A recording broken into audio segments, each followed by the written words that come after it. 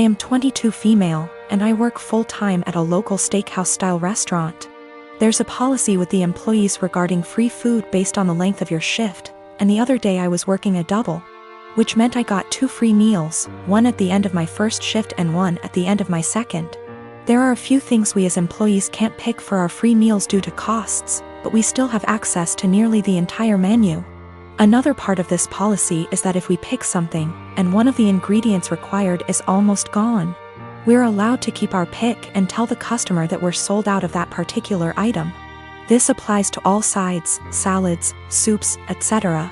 Usually though, if we say we're out, we really did run out regardless of employee meal picks. Anyways, on the day that I worked my double, we were about 2 hours out from closing and I sat a couple who were on a first date. Just assuming by some things they said, plus he name-dropped a popular dating app. When they were ready to order their meals, the girl just so happened to ask for sirloin. But that was the cut I chose for my second meal and we were down to our last one. I apologized and told her that we were out, and the pouted and told me she would need another minute to decide. Her date shot me a dirty look and told me he needed more time now, too, so I went to check on my other tables. They seemed to be having a good date, laughing a lot and smiling. But they were immediately quiet and standoffish every time I checked on them, and interrupted me with, "Just the check, please," while I was asking if they'd like any dessert. I brushed it off, as it's not the first time I've had a rude customer, and brought them their bill. He wrote a big 0 on the tip line and a little note that read, "Thanks for ruining my date. Hope your night sucks too." I told my coworkers during closing, who all agreed the guy was being an ass. But when I called up my dad the next day and the topic of work and those particular customers came up, he told me I should have been less selfish and just let the woman have the sirloin and that I should have picked something else. He told me they didn't handle it very well, but that young lady had probably been looking forward to that steak. You knew you could have given it to her and you didn't. I'm honestly a little disappointed in you. That really hurt my feelings and I've been wondering if I was actually in the wrong. I don't believe it was a money thing. The guy ordered a pretty expensive seafood dish and the girl had one of our pricier cocktails. The sirloin is not our cheapest steak option. Yes, I'm aware that it's a weird policy. But it's our policy and my bosses encourage employee satisfaction so that we can ensure customer satisfaction. I do not eat steak for free every day I work there. I have it once every 1 to 2 weeks. I am a 39 years old male, and I lost my late wife 6 years ago. I have a 16-year-old son, Daniel, and I recently got engaged to my fiancé of 2 years. Her mom and I aren't on good terms because of how she behaves. She's a controlling, self-centered, Dolly Parton wannabe. I learned to ignore, but she's been annoying Daniel and criticizing his personality regularly. He's a private kid and still hasn't gotten used to the new family dynamic, but he's in therapy and is doing fine. She keeps diagnosing him left and right, calling him antisocial, autistic and other crap. Fact is, Daniel is a shy, well-mannered kid, but people confuse that with being antisocial. Mother-in-law tried several times to force Daniel to open up by embarrassing him with personal questions on family dinners and test his personality type. I've realized the effect her behavior had on Daniel, so I gave him the choice to no longer be in the same room / house as mother-in-law, and he appreciated this a lot. Mother-in-law didn't like that Daniel kept his distance and no longer visits and kept ing about how spoiled he will become for her daughter to deal with. I told her to stop bringing it up, but she cried, "I'm just doing this for Danny." Last week she visited unexpectedly, wanting to say hi to Daniel. After Daniel greeted her, he went into the bathroom and she went into the living room with my fiancé. I was in my bedroom when Daniel came and said his journal was gone. We looked for it but didn't find it. I asked my fiancé, who was alone in the kitchen, but didn't see it. I paused for a second to ask where mother-in-law was. My fiancé said in the living room, but I saw her coming down the stairs. I asked where she was. She said the bathroom. I saw her purse in hand, so I bluntly asked if she took Daniel's journal. She looked offended and called for my fiancé when I insisted to see inside her purse. She wanted to leave, but I didn't let her. Fiancé told me to stop it, but I insisted, and the journal was there. Mother-in-law tried to explain this was her only chance to get to know Daniel better because she cares about him. I blew up at her and berated her for stealing from my son and told her she's banned from my house for the stunt she pulled. She argued with me then left. My fiancé apologized for her but said banning her from the house was over the top. It backlashed and father-in-law argued and hoped his daughter realizes how I am and call off the wedding for refusing to apologize to Mil. Fiancé said her family won't come to the wedding till I reconcile with her mom and cancel the ban, but I won't let my son be disrespected in his own house and asked my fiancé to understand. I'm refusing to reconcile but am aware this could ruin my relationship with all my in-laws, not just mother-in-law, and my fiancé thinks I'm selfish to cause drama.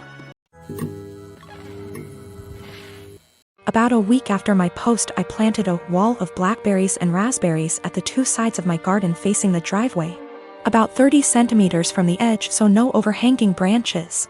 On the other side of the berry wall I planted lots stuff like strawberries and tomatoes.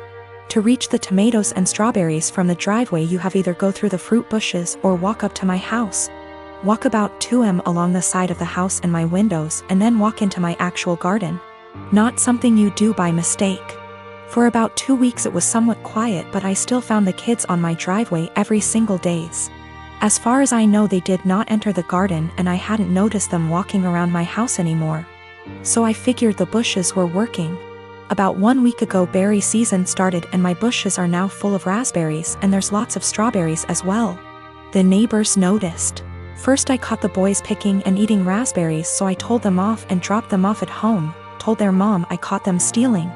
That's how I see it even though it's fruit, and that I'd call the cops next time. She huffed and told me to grow up, but took the boys inside anyway. After that it was quiet up until yesterday afternoon, when I went out for a while and found the dad and his 2 sons right in the middle of my garden when I returned, clearing my bushes and plants. I didn't even confront them. Just called the cops from a distance as they hadn't noticed me yet and started filming them after making the call. Luckily 2 cops showed up after 10 minutes or so and they confronted the neighbor as they were still picking berries. They told them they were trespassing and that the berry picking was in fact considered stealing and that I could press charges. For the first time I noticed a bit of fear in my neighbor. He was having trouble finding his words and kept looking back at his house. I guess hoping his wife would show to yell at the cops. They all went inside with the cops, so I just went home as well. After a while the cops came by and asked me if I wanted to press charges. I asked them if they felt like they scared the neighbor enough to stay away. I got a small smile and yes, about him, but the wife had just kept shouting at them and her husband about the little living next door. I told them no for now, asked them if I'd be allowed to get an extra camera set up on the wall between my garden and the road, to cover the entire front garden plus driveway. They said that's allowed as long as it's on my side of the wall. So, now I'm getting an extra camera installed. One neighbor knows I'm done messing around but his wife isn't there yet, and if I ever catch any of them again, the cops will be called and possible charges will follow. I'm not gonna be shy about this. My sister sucks. She is a horrible self-centered person who thinks she is the main character. She is not only a horrible person, she is a step monster. She married this guy, who is a freaking pushover, 3 years ago. He has 2 children, 10 and 6. My sister constantly complains about them, saying things like the 6-year-old is gross because he sips too loud or has stained clothing. For the love of God. He is 6. That's what a child is supposed to do. And she is so mean to the 10-year-old girl. She acts straight out jealous of her. I've caught her taunting her that daddy loves my sister more than her. She is horrible.